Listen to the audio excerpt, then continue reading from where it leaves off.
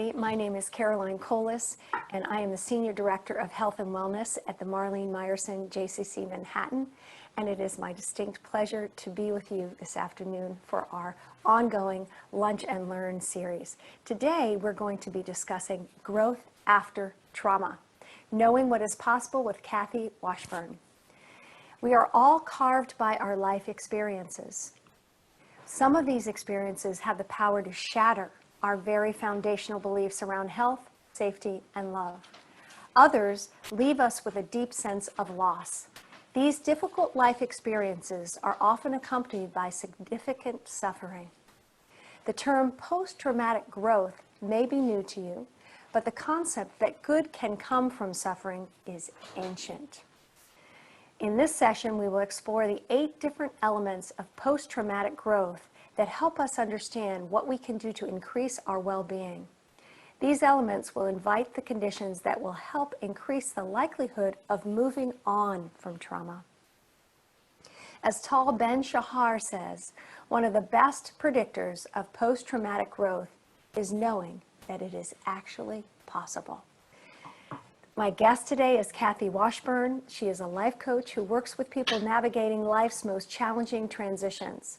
Her background in studies of positive psychology, post-traumatic growth, and neuroscience play an integral part in her approach to personal and professional coaching. During her battle with cancer, Kathy identified a severe gap in outpatients' needs and has since founded Carved by Cancer, a support network for cancer survivors. Welcome to the call, Kathy. Thank you. I'm so honored to be here. I'm so excited you're with us today. And we, for those of you that just joined us, Kathy and I had a wonderful session, sort of pre-call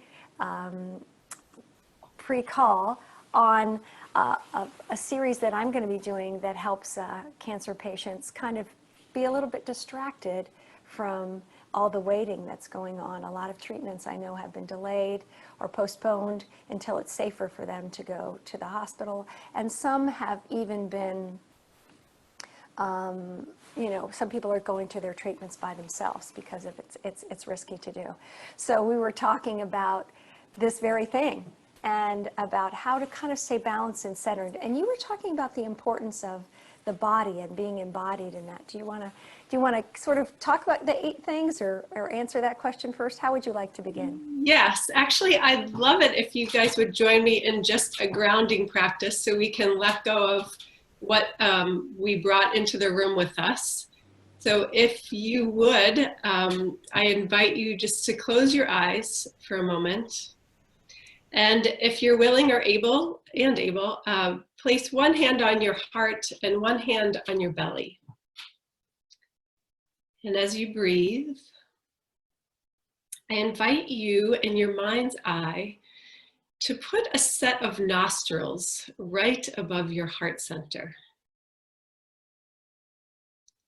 And as you breathe, breathe space and openness right around your heart.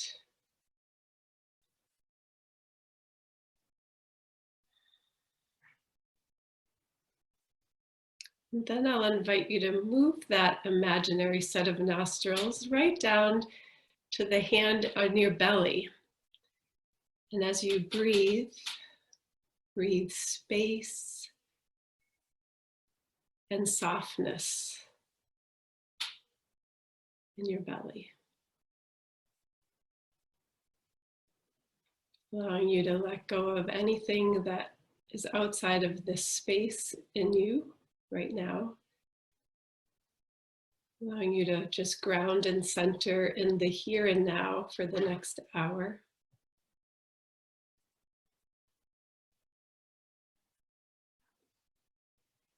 And then in your mind's eye, return your nostrils to their rightful place. And very gently remove your hands from your heart and your belly. And when you feel ready, gently open your eyes and slowly allow your surroundings to come to you. Good morning, everybody.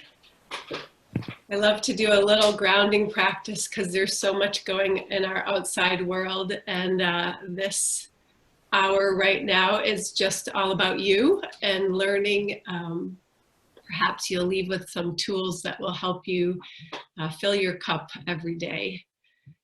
We're here to talk about post-traumatic growth.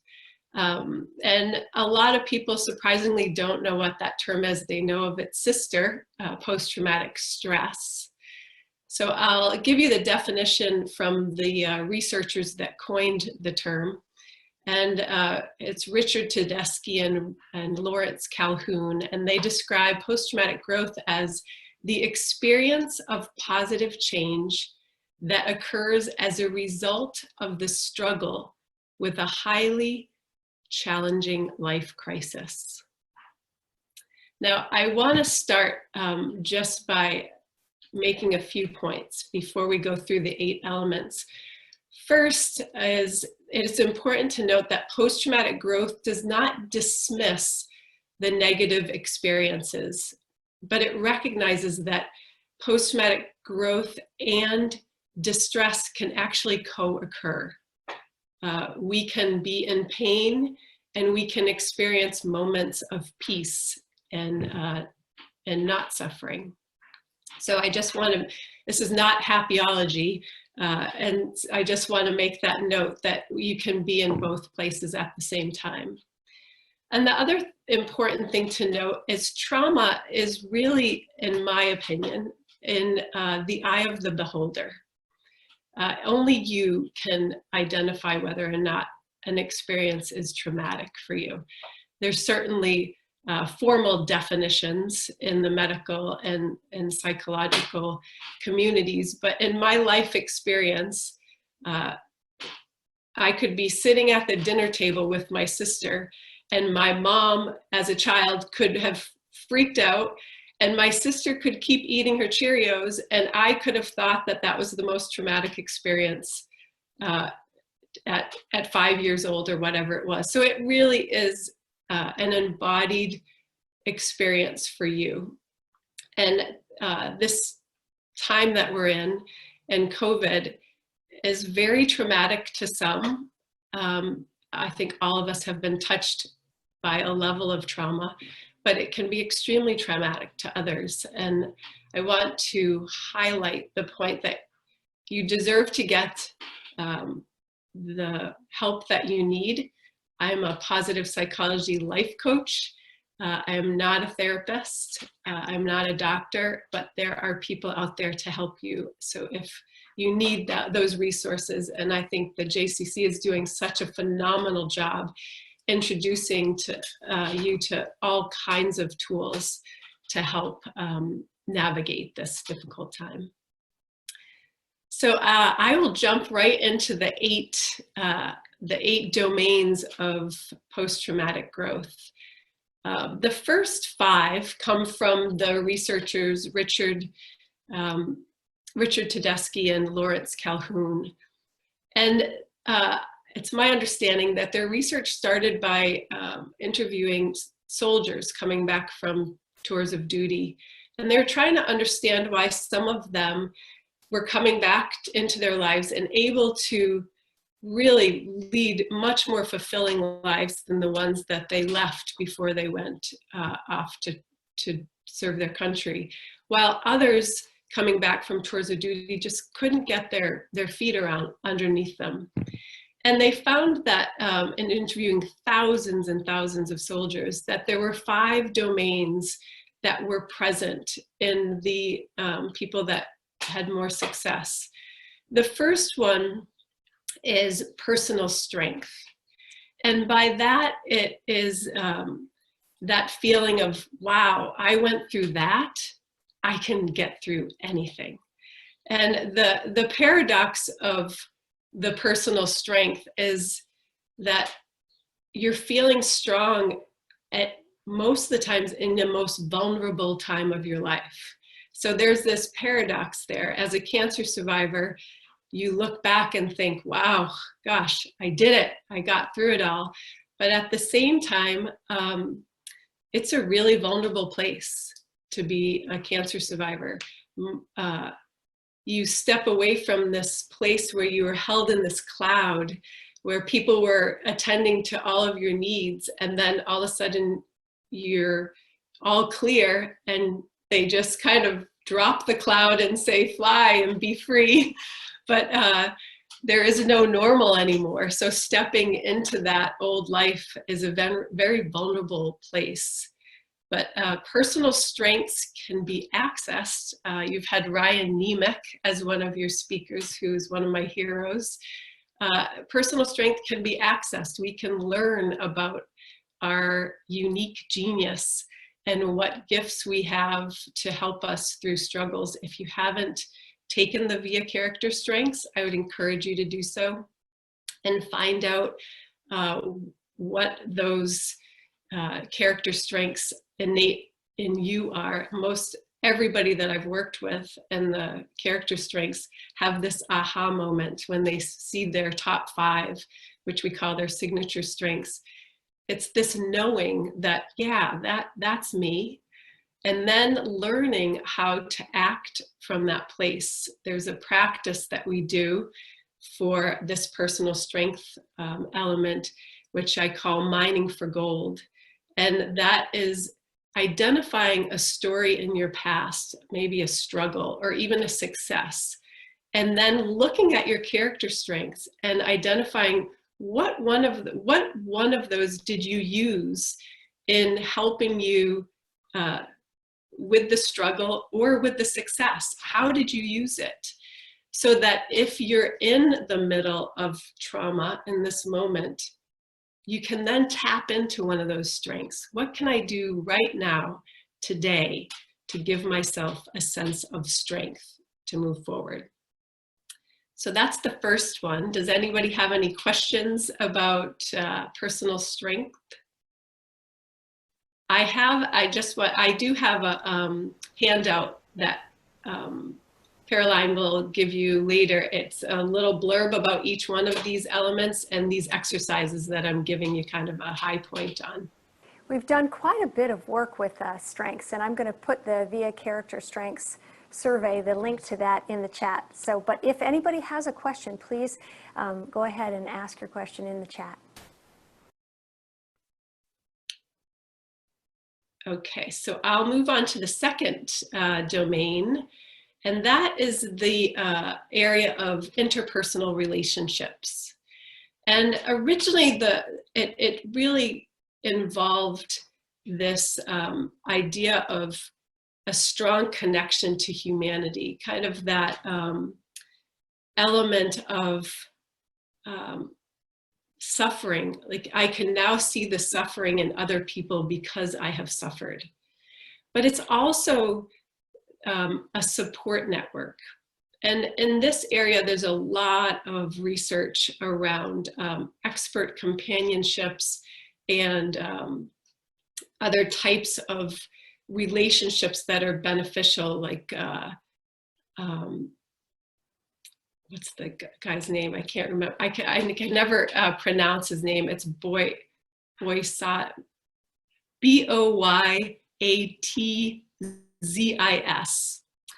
I will never remember how to pronounce that, but he's from Case Western University, and he does research on resonant relationships. And so resonant and expert relationships, I kind of pool into this image of ground crew and co-pilots. Your ground crew are those support systems that are in place. They're your friends and your family, people that have known you forever and love you, and you know that they're there. There's access there to medical assistance, mental assistance. There's all kinds of support in that group. And then there's this other element of co-pilots. And these are people that only see you in the light that you're trying to shine in.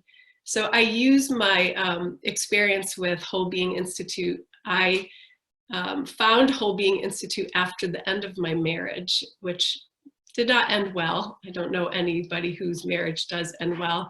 But when my marriage ended, my life felt shattered. It felt like I had the pieces of me all around me.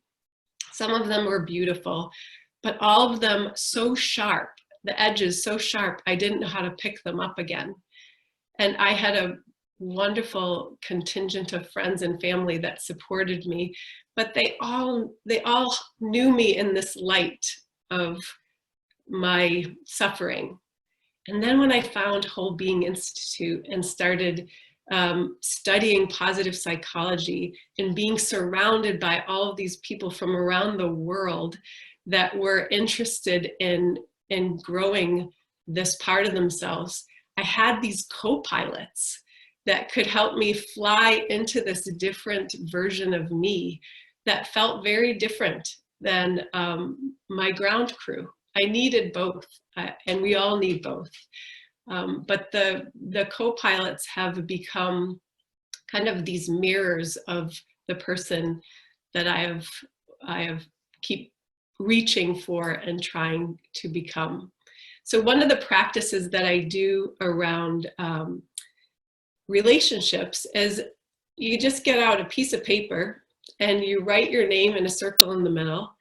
And then you just start riffing and write people's names in circles around you. You think of your friends and your family and your support groups, and JCC would be in there. And you just keep circling around yourself and create a picture of your social universe.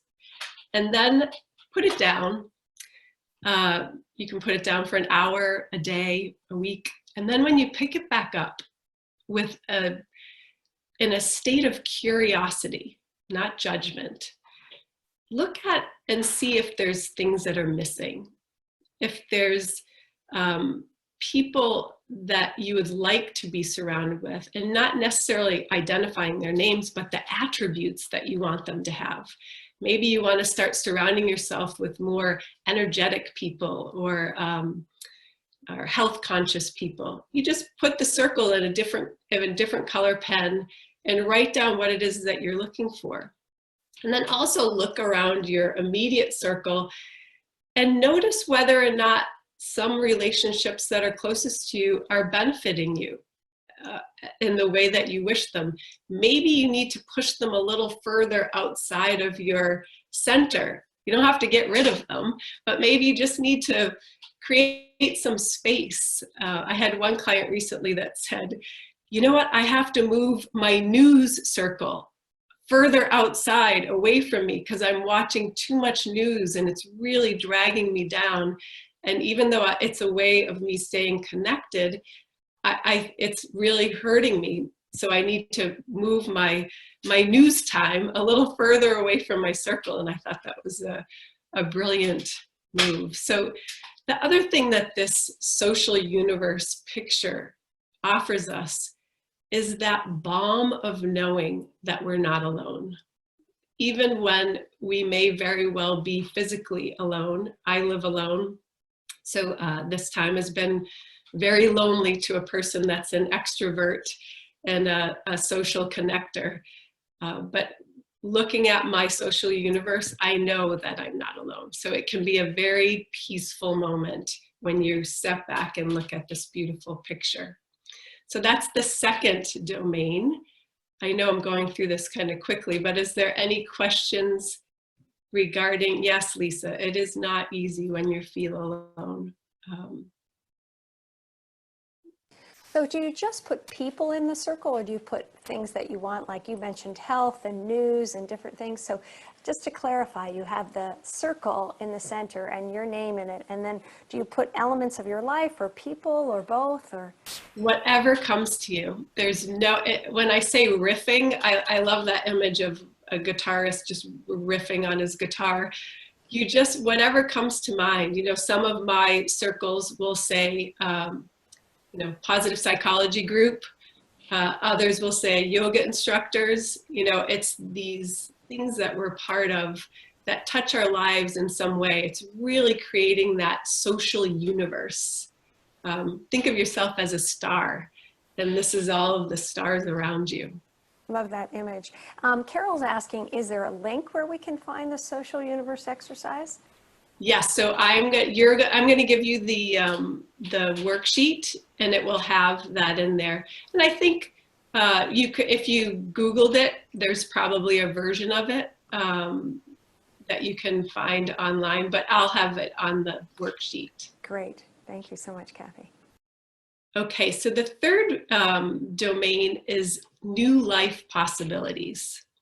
And this one is, it refers to a sense that there are new things that are available to us after trauma. Maybe before cancer or before a trauma, your job was feeling a little stale maybe, and there's something more that you want. So you start thinking about the new possibilities before you. I have found that this COVID time has offered me a little time to regreen my inner landscape. Dr. Rick Hansen talks about having to pull the weeds so that new flowers can grow in your mind. And that means kind of letting go of old stories, of things that no longer serve you. And I think this is a good opportunity to have this time to do these assessments. But one of the things that's difficult is the way that our brains work. When we're trying to solve a problem, we naturally reach to this memory-making part of our brain. And the memory-making part of our brain is like opening a file cabinet. You're looking at old experiences and trying to gather information from that in order to traject you forward. And I live in Cambridge, Massachusetts, and I had the luxury of attending these monthly open to the public meetings at MIT's Neuroscience Center. So the researchers would present their most recent findings. And there was one about, I think the title was The Aging Brain, but he talked about, his name was Dr. Hong, and he is Simon Hong, and he focuses a lot of his research on motivation, learning, and mood. And what he said is when you're trying to solve a problem in a creative way, you actually have to tap into your default mode network, which is our mind-wandering brain, that part of our brain. And the way that you do that is you ask backwards. That's what he said, which I love that image of asking backwards. And the way he puts it is, if you're trying to solve a problem, you have to ask yourself this way: if I had everything that I need, all of the resources, all of the money, the support, the time, and I even had magic, how would I achieve my goal of X? As soon as you invoke that magic, you tap into your imagination. And just recently, I was working with a client who is on the faculty of a college. And as you all know, everybody's struggling with trying to figure out how to deal with having kids come back into the school. And her sister is an administrator in a K through 5 age group. And so we were having this chat, and I asked him that question, and her sister said, "Oh my goodness, we've been fighting for smaller class sizes for 10 years. We can actually have smaller class sizes with the kids, and we could actually make the whole school our playground, where we would travel in little pods of children into the different areas of the school to learn, and they could have experiential learning." And she was just going on and on and on. And her sister started getting captivated by this conversation, and you could just see their imagination taking place. And that's the tapping into this part of our brain that allows us to be a little more free in figuring out what the possibilities are moving forward. So that is the the new life possibilities exercise that I would offer. And it's very playful and works in every kind of scenario. It doesn't have to be just for one that we've never faced before. Is there any comments or questions about the third element? I just love that it has magic in it. And I think that that's really about perspective, isn't it? That things are not just what they seem like in front of us. And you were even evoking that when you were talking about trauma and how trauma is very individual. And I think that that is true. And of course, when we're in that negative mindset, right, our mind is narrowed.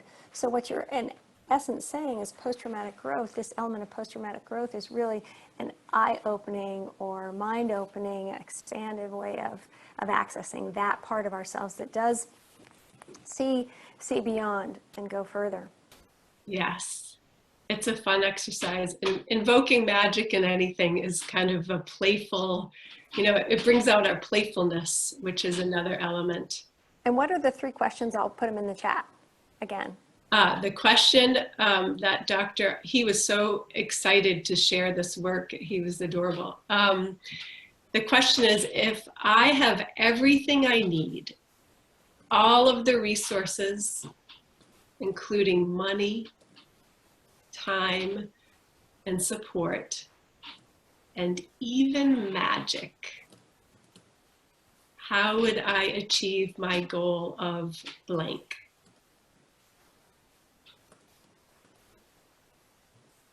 And as you said, Caroline, it actually invokes, I know that you've had, I think you've both had Barbara Fredrickson live, and I think people have talked about her work, but this is the broadening of your being more open to opportunities and ideas. This taps into her work as well. Wonderful. So the 4th one is spiritual change. After a trauma, we look to make sense of what happened and fit it into the beliefs that we once had. Now, this is not necessarily about religion, although after trauma, many people either refer back to a childhood religion or maybe find a new religion. This element of post-traumatic growth is really about meaning and purpose. And I know you've had Michael Stegler on, who, again, another one of my heroes. I've taken his course through the Whole Being Institute, and he is just phenomenal. And the exercise that I use for this element of post-traumatic growth with my clients is the photography, the taking 10 days and taking a picture each day of things that are meaningful to you, and then reflecting on the photo and identifying why, what is the meaning that is behind the photo. It's a really powerful exercise. And if you do you have recordings of all of your Yes, guests? we do. Yes, we do. He's a great one. I love his vulnerability and his humanness is always something that is so refreshing to me. So that is the 4th one. His name is Michael Steger, S-T-E-G-E-R. I'll put it in the chat. Yes. Okay, so the 5th one is changed priorities. And this has some alignment to appreciation of life.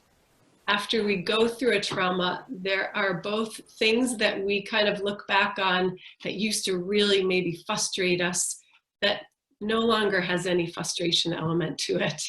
And there's also things that we look back on and think we took for granted that we now no longer take for granted. So this feeling of changing priorities and looking through life as a different lens, this could not be more appropriate in our world today. And I have to tell you a story. I at the very beginning of COVID, I was getting emails like all of you have from every single service I have ever signed up for, telling me what their COVID strategy was going to be. And I decided it was going to be a grand time for me to clean up my email box. So I unsubscribed to everything, which, living by myself, left me really lonely. I would get up in the morning and I wouldn't even have an email in my email box because I took them all out. So I decided to send a friend of mine 3 things that I was grateful for that day and why I was grateful for them. And said, if you want to share yours, I'm happy to read them. If not, you know, I'm going to send you mine.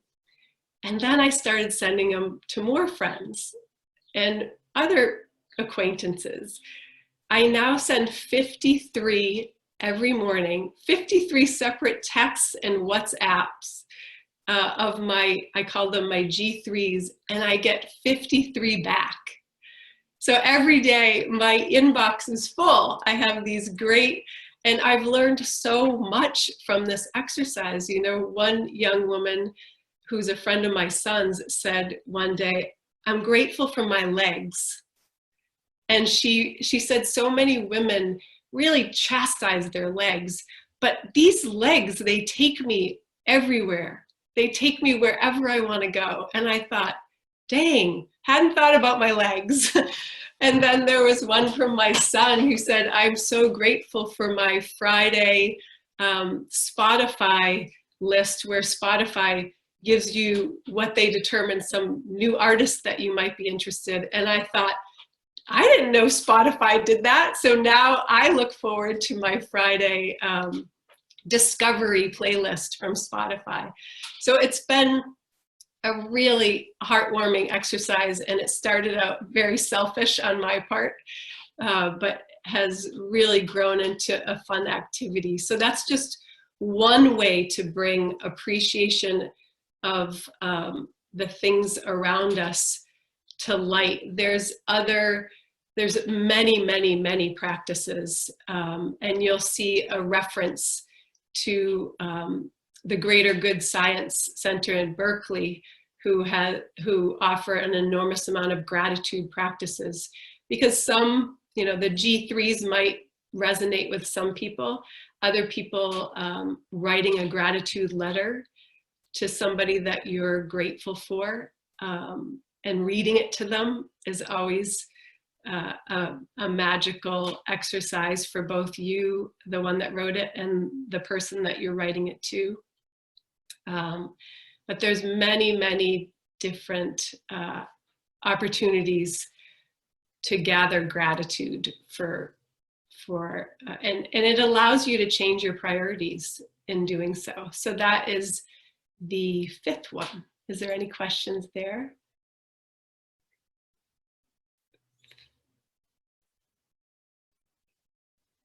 Magic is today's theme. I love that.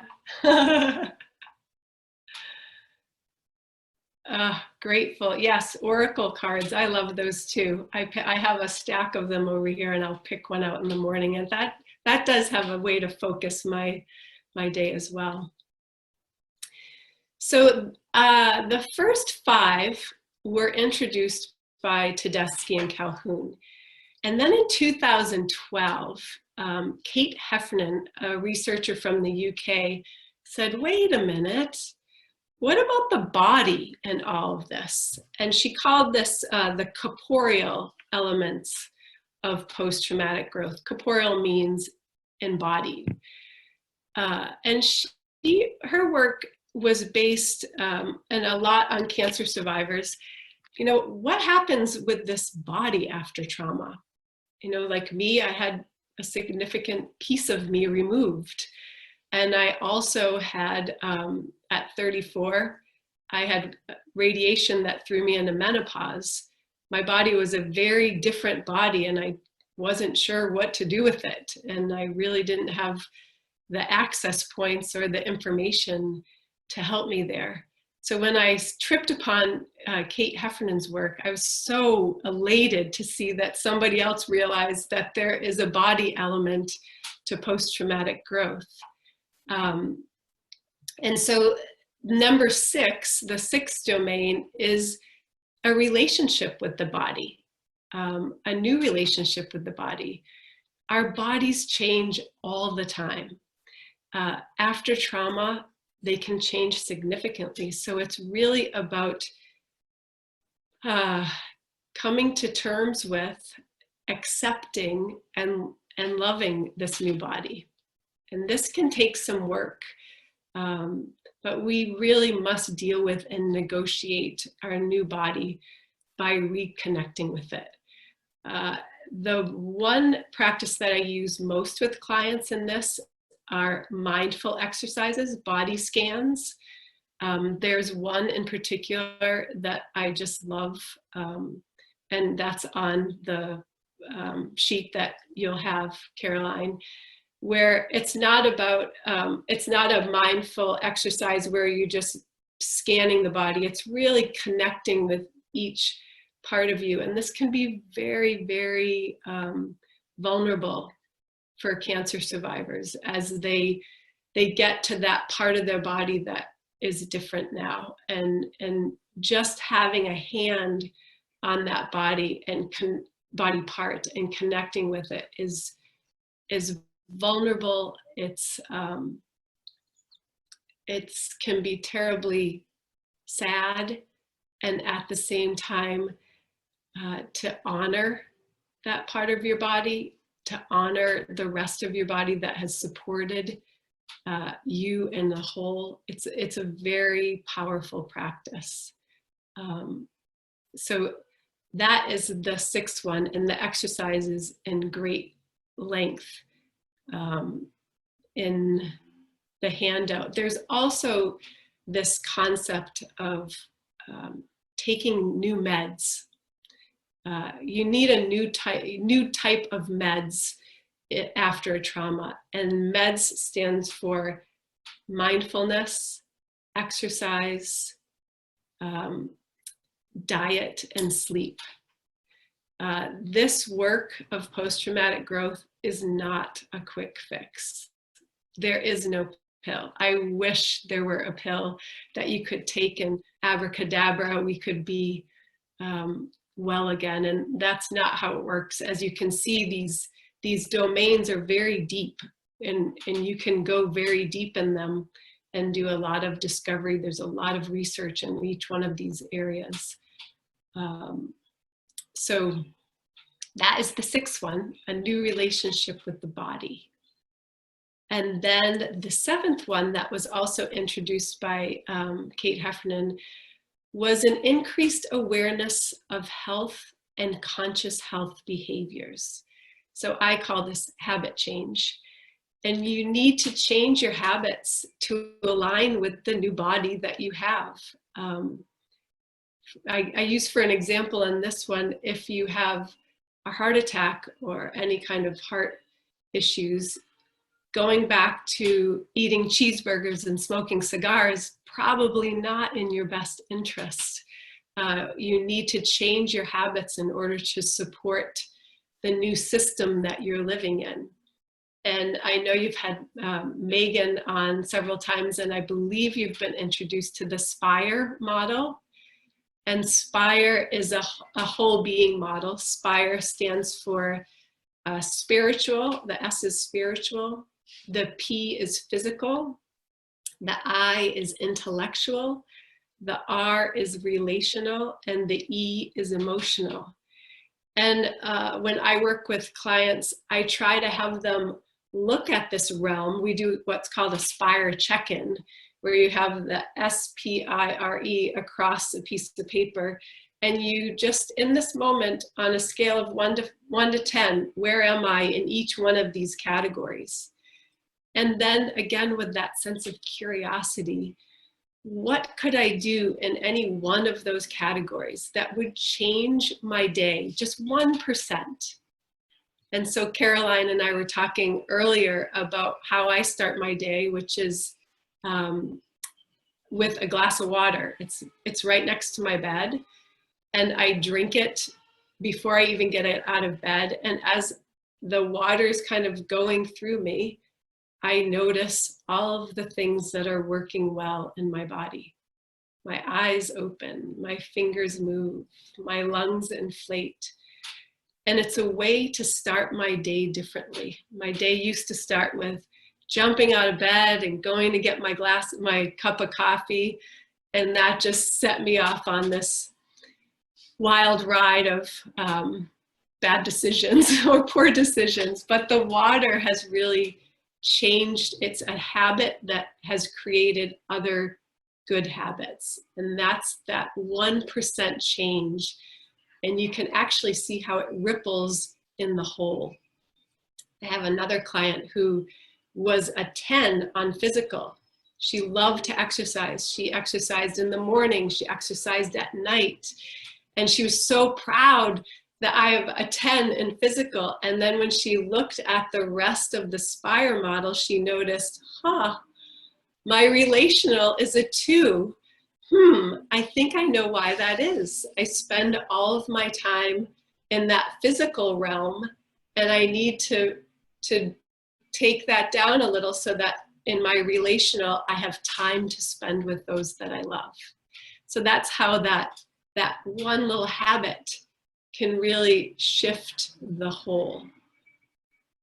So that is the 7th one. Are there any questions there? Now the 8th one is not a highly researched one. Actually, it is a highly researched, but it's not coming from a researcher. It's my own addition to the post-traumatic growth, and it is called positive sexuality. This is a hot button for most people, and it is the elephant in the room for cancer survivors. I had vulvar cancer when I was 34, and my life was very different and challenging, and the only person that I could talk to was my oncologist. But my oncologist was the guy that saved my life. So if I was going to go to him and tell him I was still broken, that was not going to be the case. Can you hear that? I knew this was going to be the case. It's trash day here in Cambridge. And this truck in particular, I almost want to bring out some WD-40 every time it drives by every week. Sorry, I'm going to shut my, can you mute me, Caroline, just for a second while that goes by? No, it's okay. Are you It's all sure? right. Yeah, it's okay. It's like, there's squeaky parts of ourselves too, right? And Oh, that's I love the that. matter. I'm going to look at that truck differently from now on. It's all right. So the sexuality piece is really, really important. And it's important for many, many reasons, but there is a very strong link from sexuality to creativity.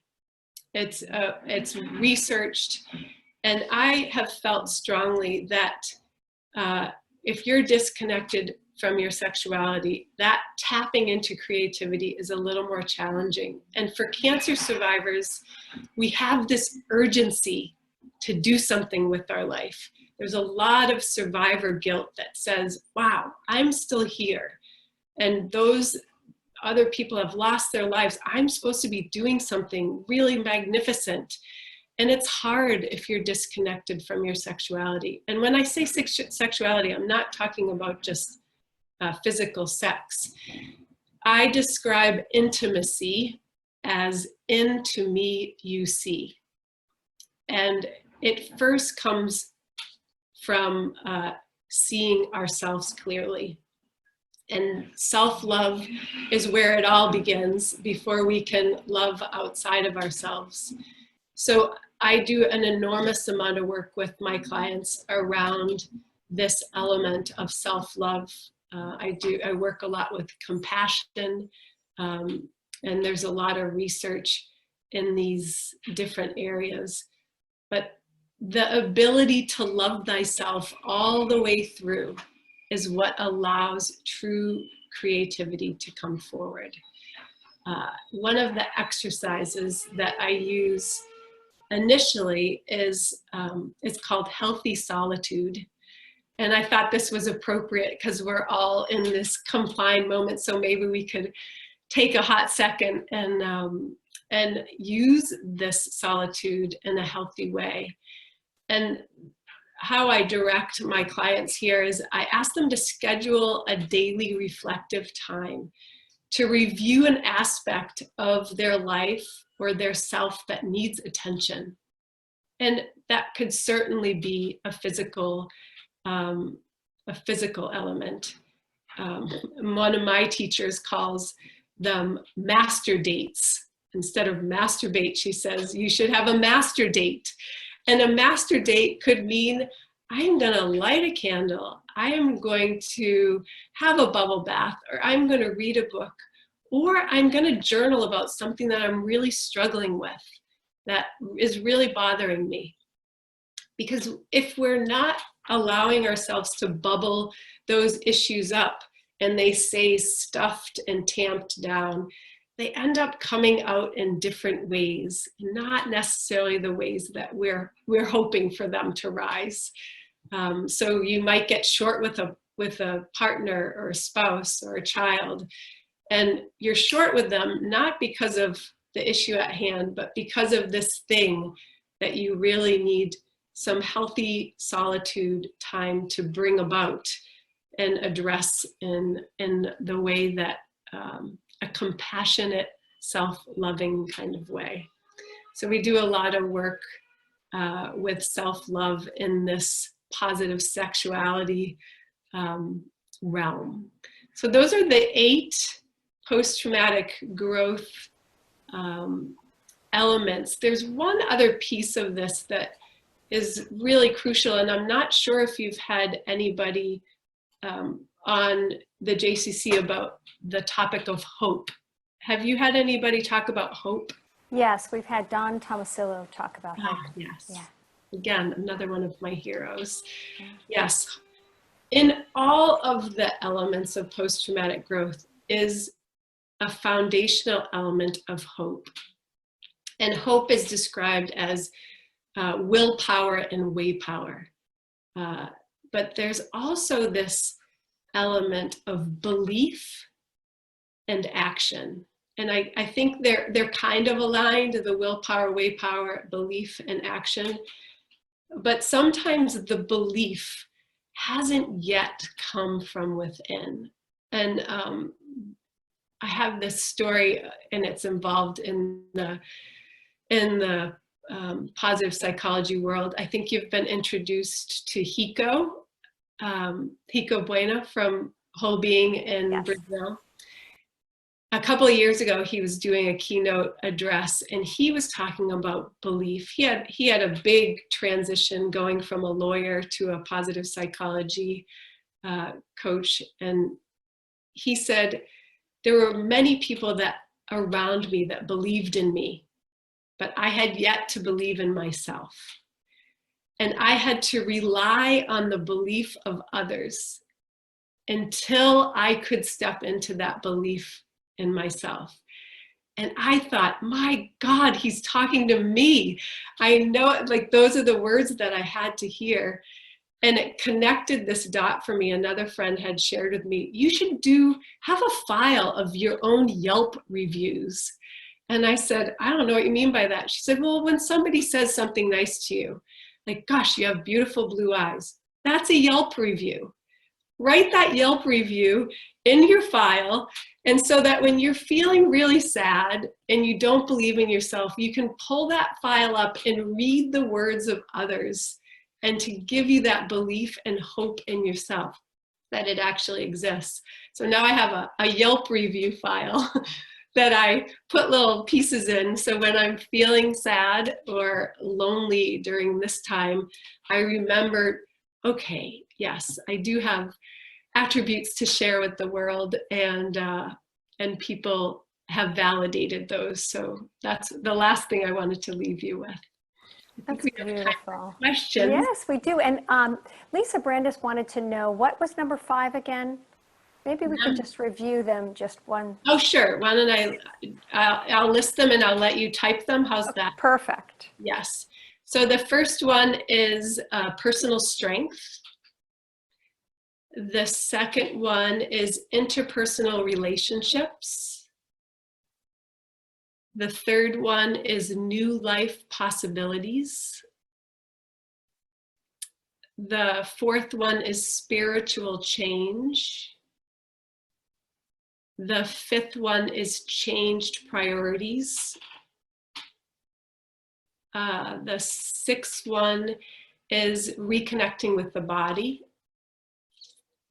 The seventh one is new habits. And the eighth one is positive sexuality. And these are on the handout with little blurbs on each and connecting you to the exercises. And it has a whole list of resources, the research that I've used to help me with this. Kathy, what strikes me the most about your work is that you embody it. Right? I really get the sense that this is the walk that you walk, right? When you're talking about this, that you embody this, that you live this, that has this been the silver lining from your cancer journey, would you say? It most certainly has, yes. And it is one of those, when I was in New York visiting you last year, I was with Phoebe, and Phoebe is like a walking library on research, but we were walking along the West End. It's like an old rail trail or something, where it's kind of a park now that you can walk. I can't remember what it was called, but it was this beautiful spring day, and there are people everywhere. And I kept having these weird moments where I was having these intimate eye gazes with people that were walking by. And I said to Phoebe, "Isn't that strange?" And she said, "Oh, it's your vagal tone." And I said, "What is the vagal tone?" And she said, "You're so submersed in this positive psychology, and you're living it. And what happens is it's igniting your vagal tone. And so the vagal tone is responsible for our facial expressions, our ears become more attuned to the human voice. And so I was actually more physically attractive or socially attractive to other people. And it just kind of blew my mind, but that is living in this work. It's increasing your vagal tone. So you have fun little moments. Megan was talking about that yesterday, and about how, that is a way of also establishing coherence. And but I hadn't heard that before, but it makes absolute sense. Of course, our vagus nerve is just, it's like vagus means like branching. It branches out all over. So it's really wonderful to think about vagal tone, and we'll have to have somebody talk more about it, because I think it really is a crucial part, and it's fun to understand. And I was just thinking, when you were talking about the last one, what was it? Positive sexuality, and it's linked to creativity, and also kind of forgetting how we forget our brilliance, right? We forget how much we're loved, and that's a part of the negativity bias of the brain, don't you think? Yes, that little dinosaur brain, he gets in the way all the time. Yes, the Rick Hanson's work, he talks about the negativity bias being like Velcro. We just grip and hold on to it, and our positive moments are allowed to just wash over us like Teflon. So it requires us to practice to hold on to those positive moments. To, it's so easy for us to tell the 20 things that are wrong with us. I suck because of this and this and this and this. And it's hard for us as humans to say, but I'm really good at this, or I'm really good at this. So to tap into that positive feeling and emotion, and knowing that we are divine and we're all struggling at the same time, we can also grow. And I'm even wondering, I'm curious about it, and I know we have Dan Lerner coming on Thursday to talk about success and positive psychology and navigating that. And one of the things that I'm going to ask him about it is that negativity bias actually a positive thing in that it keeps us constantly striving? Could there potentially be a positive reason for even our negativity bias? That's just something I'm curious about. Oh, there's definitely, you know, who's done a lot of work with this is Robert Biswas-Diener. And he has a book called The Upside of Your Downside. It's That's a great title. Yes, it's brilliant. And he says that there's 3 forms of negativity bias, and I can't remember the 3 distinct one, but they're all meant to protect us. You know, our dinosaur brain was there to protect us from the fear or from the tigers or dinosaurs that were lurking around us. We had to question every single rock, because if we were wrong, then we were no longer humanity. So that it definitely serves a great purpose. And Robert Biswas-Diener has a phenomenal way of looking at both the dark and the light. Yeah, and even with ambition, which is what we'll be talking about too, right? We sometimes think that striving can be negative, but I think it serves its purpose as well. I can't thank you enough. I'm going to cancel the spotlight so we can see, and you can see everybody else as well. And thank you everyone for joining us for this. And you sort of talked about how you came across the Whole Being Institute, but I just wanted to let everybody know I'm taking the course in positive psychology and right now, and it's still open if anyone wants to join us for that for the next 2 weeks until the end of, what is it? Is it still May? It is. So I know, anybody else, you could raise your hands. Do you feel like, I'm not sure what day it is, right? We call it Blur's Day. Blur's Day. Yes, it is a Blur's Day. But just thank you so much. Any final, can we end with a mindful moment? I know you love to do Yes, that. I do love to close on that same way that we opened. So if you just take a moment and close your eyes, one hand on your heart, one hand on your stomach, and take a moment just to kind of wrap up all that you've heard, maybe things that you've learned, insights.